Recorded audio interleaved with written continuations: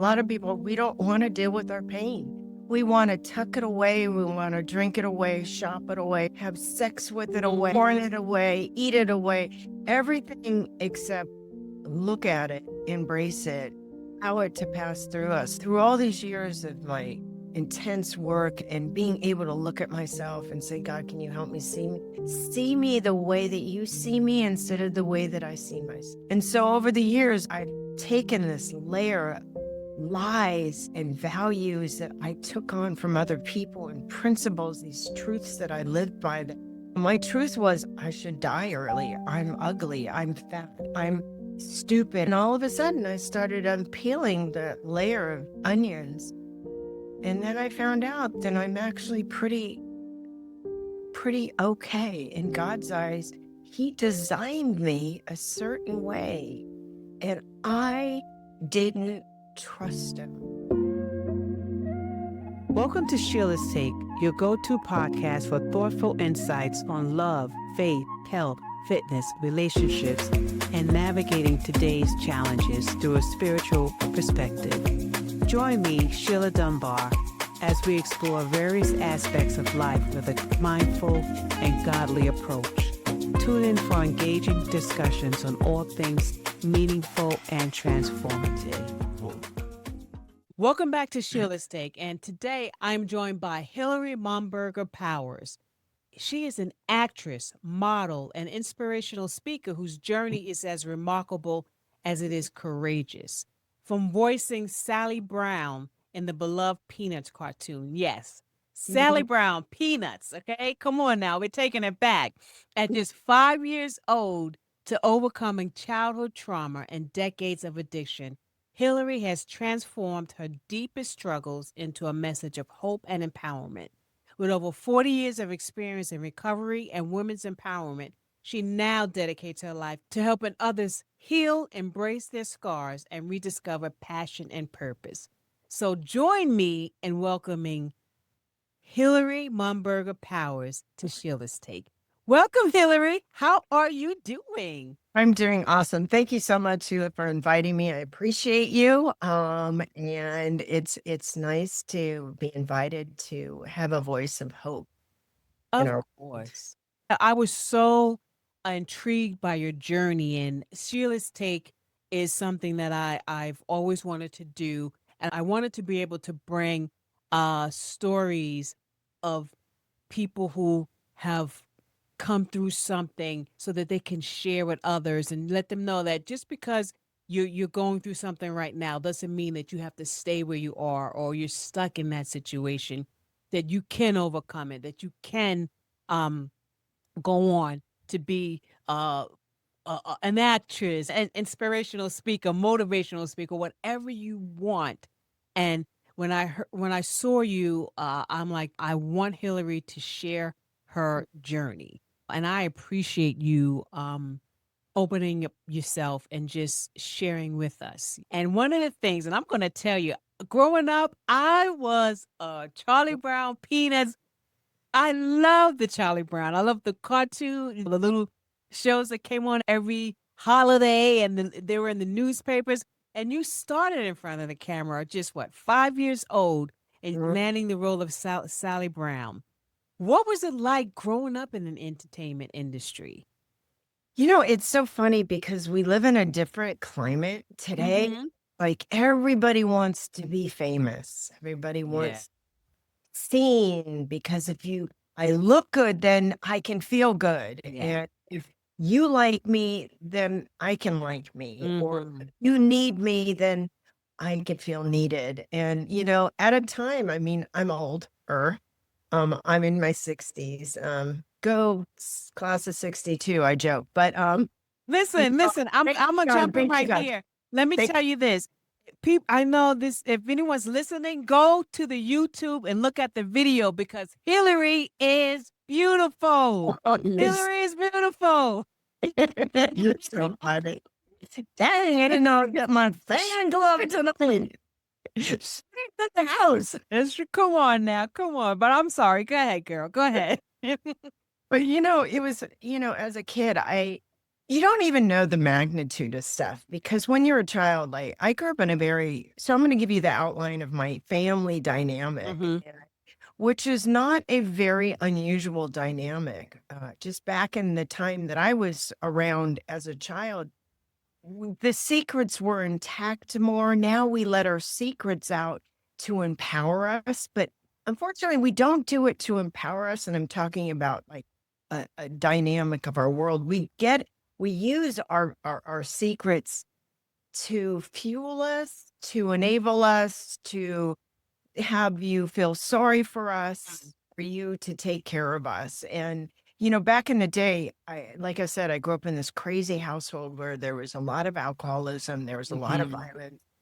violence, there was inappropriateness, there was sexual abuse, there was, Mhm. but on the outside, we look good, Yeah. which is Yes. like a real big theme today. Like, Mhm. if I look really good, I armor up so well, you won't know how much pain I'm in Yeah. because I haven't even dealt with my pain. And a lot of people, we don't want to deal with our pain.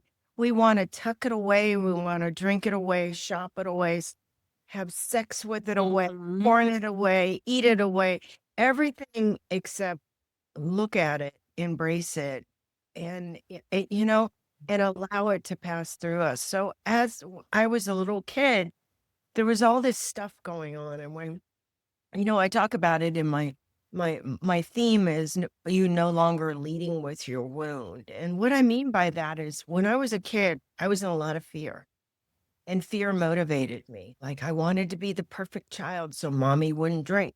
I Mhm. wanted to get those commercials so she'll be happy Yeah. because then we'll have enough. Now do we have enough? Now do we have enough? And that's like the Mm. underlining theme of trauma. It's like, I don't feel enough. So I have to keep going more and more and more. Yeah. And I'm in this duality of like live or die or, loved or unloved. And so I grew up in this, I call it an ecosystem where Mm. on the outside, the world thought everything was wonderful. We look pretty. We look like the Kennedys. I look like Shirley Temple. Um, yeah, a blessing and a curse, Yeah. Yeah. you know?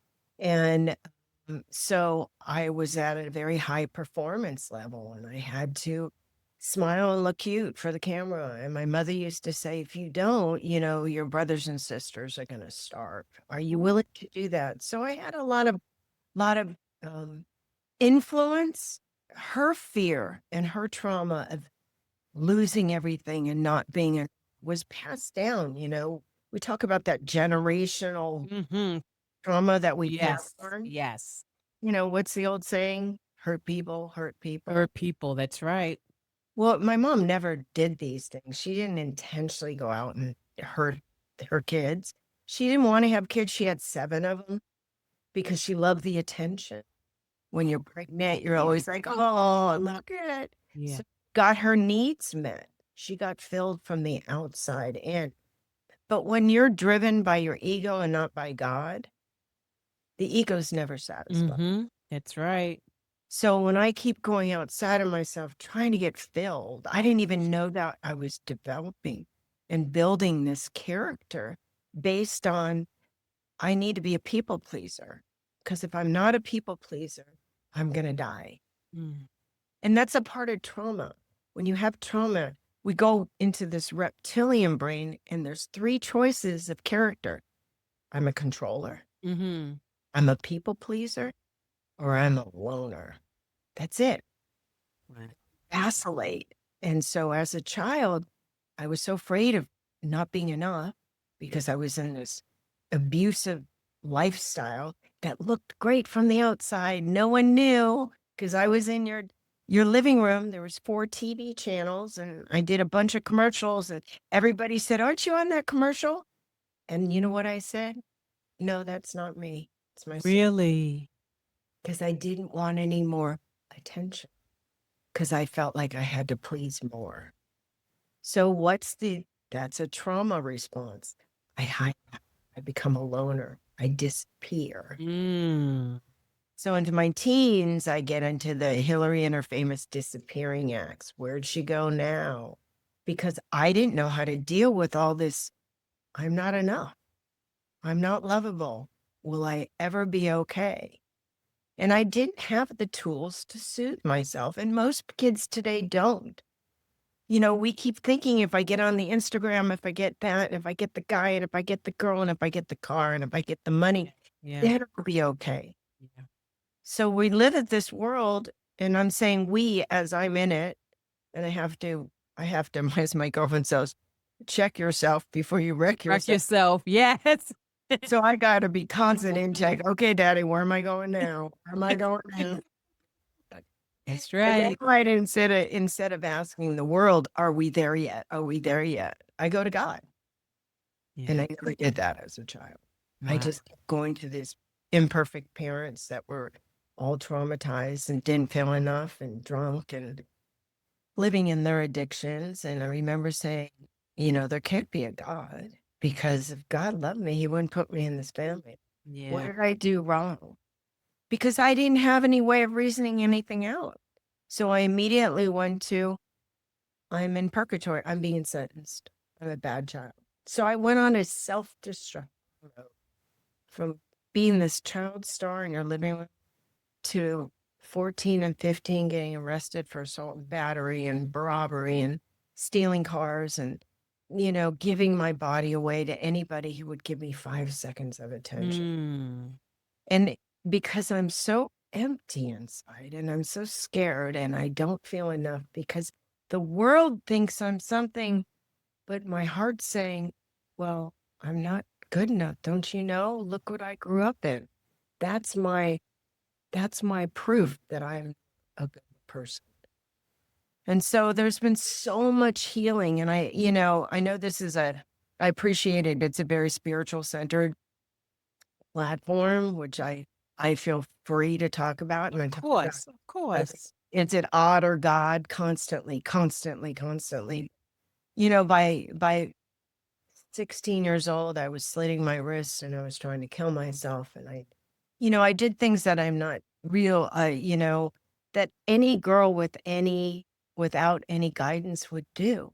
I was just in a reactive, traumatic, Yeah. and I wasn't stabilized. Yeah. A lot of the stuff that happened in your childhood kind of Mm. influenced your early teens and that season of your life. You were introduced to recovery in what, 1983, right? I was 21 years old. How did that happen? Yeah. What was that turning point? What was the turning point that led you to that? Oh my God. Well, it was back in the day when it wasn't real fashionable to get sober. Let me tell you. What? Here I was, I've already had I had my fake ID by the time I was 16. I was living in Hmm. LA. I had left home, living on the streets, living in trash cans. I was living in Compton, selling dope, selling pots and pans on the highway. I mean, I was like, I needed to learn the streets. I Yeah. went from learning that world to perform to learning this world. I just thought it was all about survival. Live or Yeah. die, Yeah. live or die, live or die. And my dad had gotten sober. He had gotten remarried. And I remember thinking, oh yeah, he's bad. Of course he needs it. And when I was 21 years old, I was sitting in a fire escape in Venice and I was doing, coke and downers, and I went into a grand mal seizure. And I prayed. I looked up and I said, if you're there, God, can you please help me? Yeah. It stopped. Woo. Okay, there's a God shot. Yeah. Woo.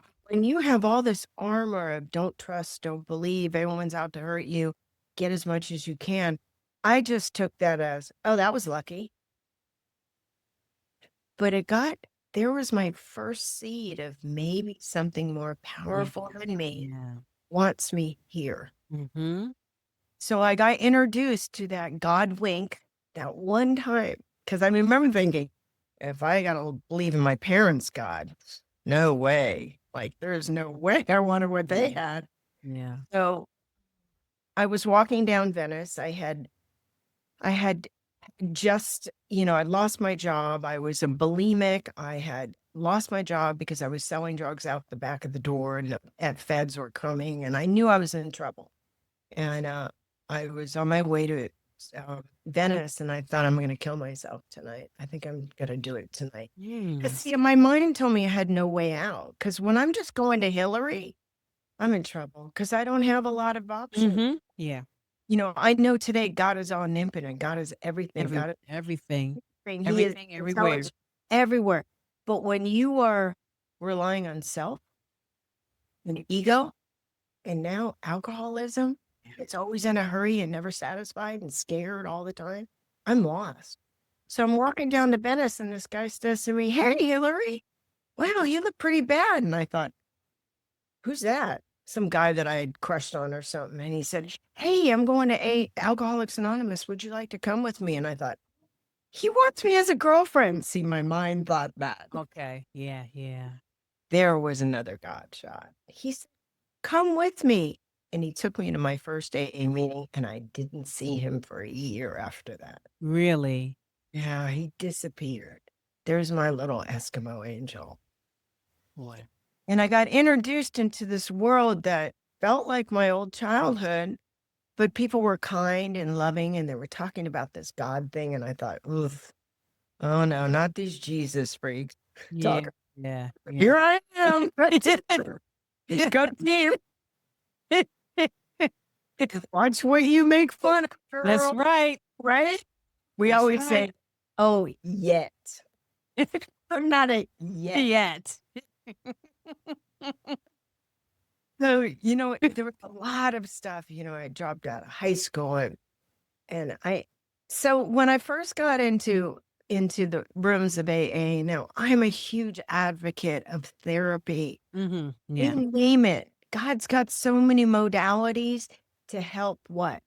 Stabilize. That's right. If I can't get stabilization, I can't get out of my trauma because I'm in a reactive state when I'm in trauma.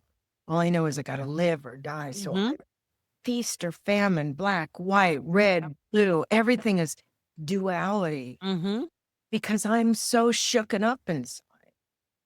And so when I first got into AA, I felt an ease and comfort, which people talk about when they drink. I didn't drink to feel easy. I drank so I could forget everything that happened to me. I just wanted, I was already ready to go by the time. Really? Yeah. Go ahead. 21. When I had been living on the streets back then is the 70s. Since I was 14, I was in a foster home. I was, I was approached to be, stepdaddy's new thing. And I was like, I got to get out of here. And then I lived in a warehouse, and I just thought it was about surviving. Life was about surviving. I was so ashamed. There's so much shame that comes with women that fall from grace. We're shamed so much. So I just thought, I'm a throwaway. Yeah. It wasn't what I had done. It was who I was. Who you felt you had become. And so through all these years of my intense work and being able to look at myself and say, God, can you help me see me? See me the way that you see me instead of the way that I see myself. And so over the years, I've taken this layer of lies and values that I took on from other people and principles, these truths that I lived by. That, my truth was I should die early. I'm ugly. I'm fat. I'm stupid. Those are truth. Those are truths I live by, my principles. And all of a sudden I started unpeeling the layer of onions. And then I found out that I'm actually pretty okay in God's eyes. He designed me a certain way, and I didn't trust him.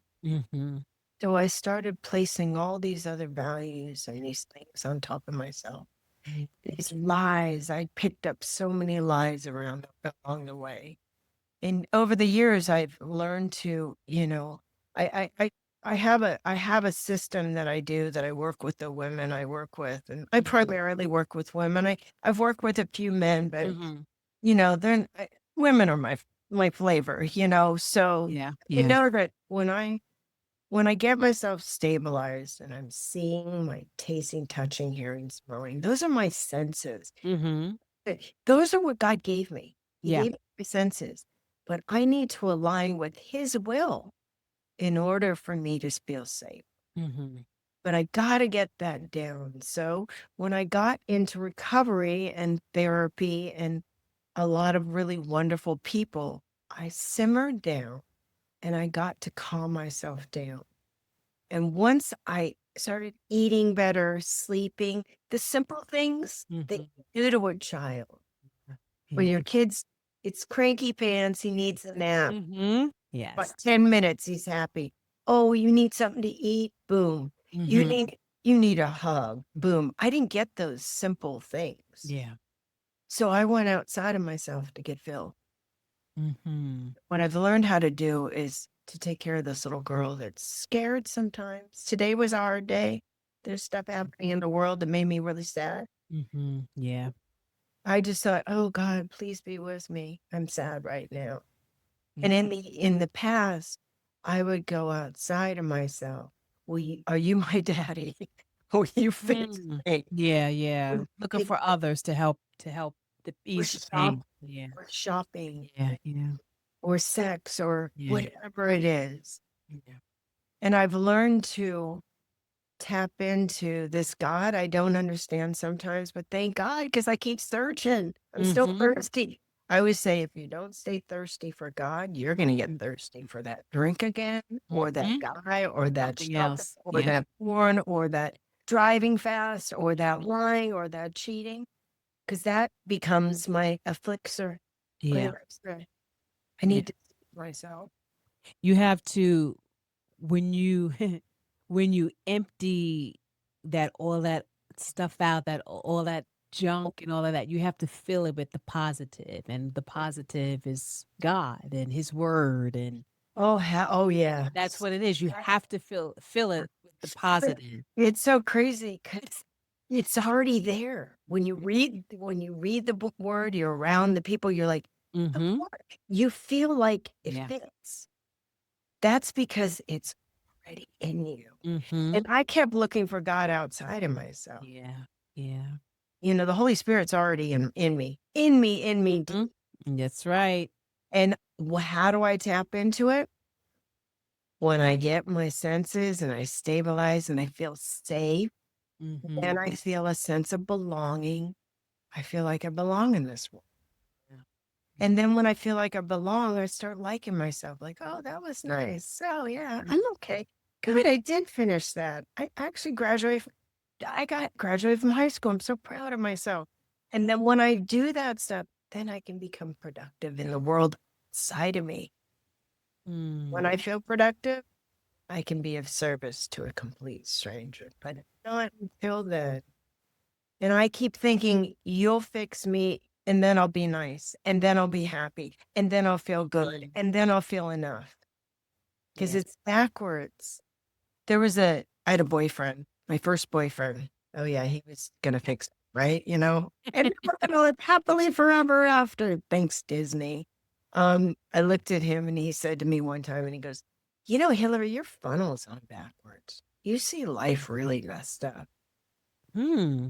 And this was a 16-year-old. What a wise guy, right?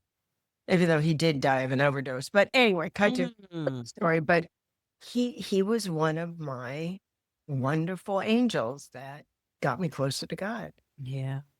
Because if I can't own that my funnel's on backwards, meaning I see life in my view instead of God's view, Mm-hmm. I can't, if I don't take responsibility, I'm always going to be a victim. Yeah. That's right.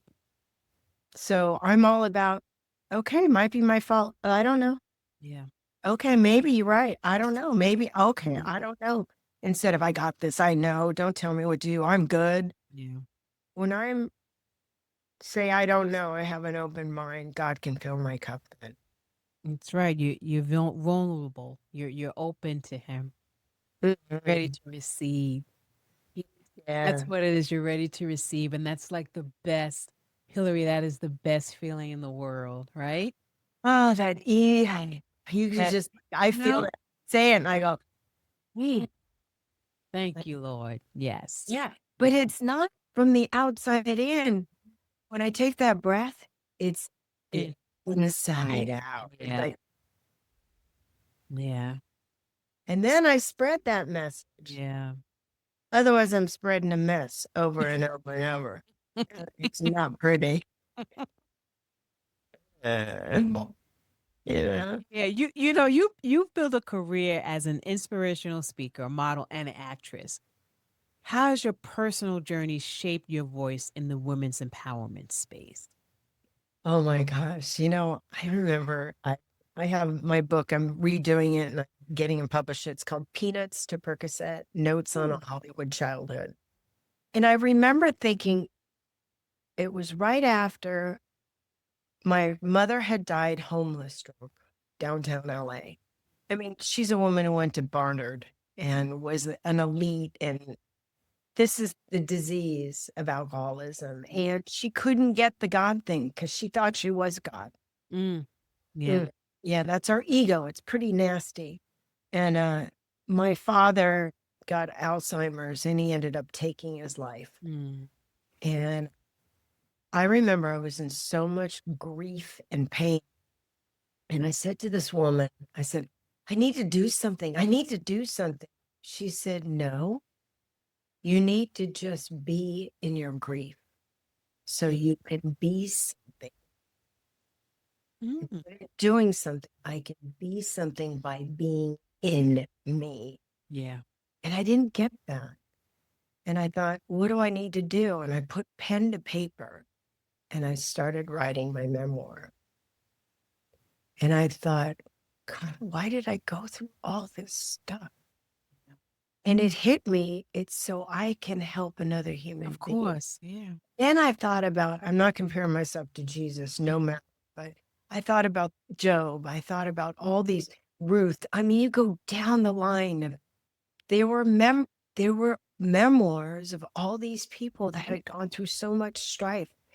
Their biggest gift was surrender. That's when I win. So by giving it up, I thought, okay, I guess I'm supposed to help somebody else. Yeah. But my life's not perfect. That's the message. You just keep going. And so over the years, after that, I started attracting, this is like 30 years ago, all these women would say, can you help me? And I go, help you do what? They go, you're so happy. And I said, because I trust God. How do I do that? Get rid of you. So, I learned how to do certain things, how to get rid of that old character so this new one could be built without resemblance of the old. And the new character is the original hard drive. Mm. Ooh, I like that. Yeah. The original hard drive. Original hard drive. God gave me empathy. God gave me love. Yeah. God courage. God gave me resilience. God gave me fiercity. Oh my God, I'm as fierce. He gave me loyalty. He gave me self-love because I recognize he is inside of me. How can I not love me? He's in me. If I don't love me, I'm saying God is no good. That's right. And then who am I being? I don't want that role. I just want to surrender to his will, meaning, who do you want me to be today, God? Okay, I'm going to be an example. You want me to be a light? I'm going to say hi to everybody. Okay. I tell people, have the best day ever. They're like, oh, here comes Hilary again. Yeah. Encouraging. You may have that person say, okay, here's Hilary coming again with that. But you may say to someone, and that may bless them that day. God bless them. Yeah. Right? And, I have to look back because now I'm awake to know that there's a lot of people that came by my life and sprinkled a little God. Right. That's me. right. Like the guy who said your funnel's on backwards. The guy who said, let me take you to a meeting and I didn't see you For a year. Look at I was like, I thought you were going to be my guy. I was like, no, honey, God's going to take care of it. Or all the things that I've lost, all those jobs, those things oh, please, Santa God, and I learned he's not a Santa God. He's a God of encouragement. Mm-hmm. That's it. He knows. He never said it was going to be easy. He never said that. He said he said in James he knows that we're gonna have trouble, but he'll be there. He'll be there with us. He didn't say we weren't gonna have no trouble, but he said he'll be there with us. Yeah, to get us through it. Little kids, they want everything. Are we there yet? Are we there yet? Are we there yet? He wants us to be childlike, not childish. Big difference. We need to be excited. So I try to practice excitement every day. And when you say something that's not kind, I go, God bless you. Make laughter out of it. That's right. That's right. So. Oh, Hilary, you want to be remembered not for the highs you reach, but the depths from which you've risen. Can you share what that means to you today? We live and we think that when we get to the top of whatever the top is, we're living on an anthill. Newsflash, guys, we're on an anthill. That if we get so much stuff, and if I get, I'll be okay. And, it's never enough when I'm living in my ego. But when I look at my past and I see through all the stuff that I created so much havoc in my life. I look back and I go, wow, I depended on God then. I depended on God then. He never left me then. He never left me then. So I get to look at where did I come from? Oh, if that's not a testament. Ego can push you to the top. But like I said, it's an ant pile. But when I see where I've come from, that's solid. That's God solid. Ooh. Giving me chills right there. I've got chills. I'm gonna do my lightning round now because girl, I want to do this lightning round. All right, you ready? You ready? You ready? Bring it. Coffee or tea? Coffee. Morning routine must have. Oh, before I get out of bed, I do not leave my bed without saying the Our Father really slow so I hear what I'm saying and I put the armor of God on and I take about half an hour and I pray and I meditate and I read the book. And then I have that coffee. That coffee. Gotta have that coffee. Yeah. A quote or mantra you live by? I would just say today's the best day ever. I live by that. Yeah. Because he who thinketh what you think you bring to fruition. The power of the mind. That's right. Think you create. So you know what? I claim it. And words have power. Hell, the sword. That's the sword. That's right. A book that changed your perspective.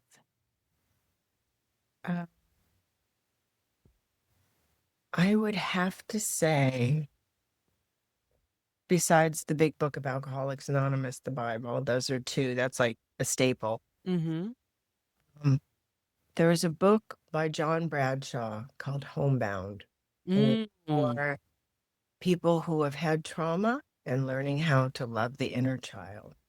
It's pretty heavy, but it's, you know what? It made me, it gave me permission to be friends with my wounded girl. A favorite way to recharge after a long day? Woo! Silence. You sound like me. I'm like, everybody, I don't want to do nothing. Just silence. Woosah. I just want to. Yeah, woosah. I do silence and take a deep breath. Yeah. And what really helps is a glass of water. It's almost like I replenish when I get tense. I dehydrate. And I got to tell you, I was doing a little water in silence. I give myself permission to exhale. Exhale. Oh yeah. I like to I'm both a coffee and tea. I have my coffee in the morning, but I have my tea at night. That's my simmer down. Yeah, that's my simmer down, relax, the silence, and just Amen. You Amen. know, one piece of advice you'd give your younger self. Um, I would tell my younger self, they don't hate you, they hate themselves. Hilary, I thank you so much for sharing your story today. I love this. I loved just your powerful voice of healing and empowerment. It is so inspiring, and your Oh, love I for hope so. God. And I I hope love that. Listen, what are you grateful for? Tell me what you're grateful so. for. What am I not grateful for? I have an incredible husband right now. He's a God-fearing. We pray together. I'm very grateful. I am, I would have to say, I'm so grateful for my strife. Yeah. I'm grateful for the hardships that I Mhm. went through. I wouldn't change one pain, one hurt, one anger, one resentment, because it all really got me to, I got to, I became a Christian late. I believed in God, but I became a Christian later. Mhm. A long time, like a lot of us, Yeah. to Yeah. that egg. Mhm. So I did everything that a Christian woman does not do. Yeah, I think we have all been there. Trust me. Yeah. Trust that. And I got to make my decision based on, I want to feel that ease and comfort that only the Lord gives me. And one of my hugest gifts is I've learned to forgive. Yeah. And that's a hard thing. One of the things um, I used to say, I'll forgive, but I won't forget. I But still then, am I really forgiving if I don't forget it? that's bring God, baby. It's God. That's God. Right? Mhm. So you have to. I've learned to not only forgive, but also to forget. Mhm. I think when you get the empathy and know that, man, they're just people. Yeah. They're hurting. Hurt people, hurt people. I Hurt get. people. That's right. Yeah. So when I have that, then I can forget. Mm-hmm. There. Right on. Hillary, if my listeners want to reach out to you, um, how can they reach out to you? Well, Give me let's get your information. I'm gonna put it in the show notes, but also, just let people know where they can reach out to you. okay. Well, they can reach out to me. You can go on book Hilary Powers live that goes to my calendar if you want to have a chit chat or for another podcast. Otherwise, you can always get me on my website, hilarypowers.com. I'm on LinkedIn. I'm on TikTok. I'm on blah, Insta something something.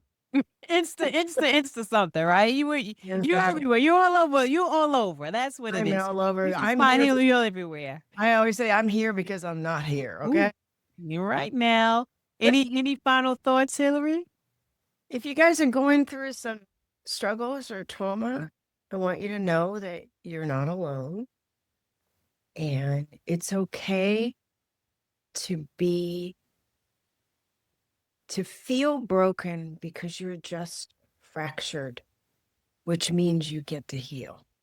Oh, well, Hillary, again, I appreciate you. I thank you so much for sharing your beautiful story. I'm telling you right now, when your book comes out, I want you to come back so we can discuss it. Oh, So I definitely want to have you back. you're so sweet. Thanks. And you've been a blessing, and I thank you. God bless you in return, sister. We are so lucky we are alive to witness Yes. the craziness in our world. Mm, We get to yes. be an example of what God wants us to be. That's right. That's right. To my listeners, if you enjoyed this episode, don't forget to subscribe and leave a review and share it with a friend. If Hilary's story resonated with you, I encourage you to explore her work, embrace your own healing journey, and remember that every step forward matters. Until next time, keep rising, keep thriving, and keep claiming your power. Blessings.